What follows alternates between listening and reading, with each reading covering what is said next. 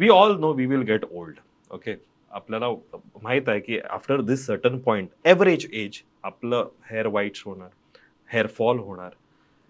ही average age काय आहे की इज इट समथिंग दॅट आपल्या लाईफस्टाईलने वाट लावून ठेवली? केस पांढरं होणं हे 30शी नंतर जर का सुरू झालं, तर ते हं. It is a ageing, okay. की वयाच्या 30शी नंतर थोड्या-थोड्या तुमच्या हं. म्हणजे आपण उतार वयामध्ये जाण्याची ती पहिली स्टेज म्हणजे 30शी. करेक्ट. त्याला आपण तरुणाईची शेवटची स्टेज असं हं. म्हणू शकतो आणि मध्यमवयीन सुरुवात असू हं. शकते. तर तिथून एखाद दुसरा केस पांढरा होणं, जे रुपेरी छटा दिसणं, हं. ठीक आहे, चालेल. पण 16व्या-17व्या वर्षी हं. जेव्हा मुलं वयात येतात, त्यावेळेला केस पांढरं होणं, हे निश्चितच एक चुकीचं लक्षण आहे. हं. म्हणजे त्यामध्ये तुमचा आहार चुकीचा असू शकतो, तुमचं राहणीमान चुकीचं असू हं. शकतं.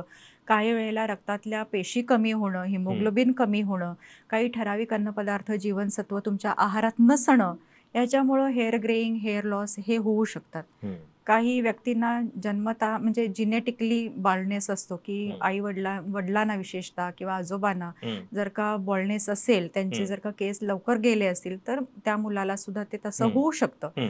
पण चुकीचा आहार, नको ते खाणं, नको हं. त्यावेळेला झोपणं, नको त्यावेळेला काही खाद्यपदार्थ खाणं, हं. सगळं प्रोसेस्ड फूड खाणं, हे जे काय आहे ते आपल्या ह्या पिढीला त्रासदायक आहे.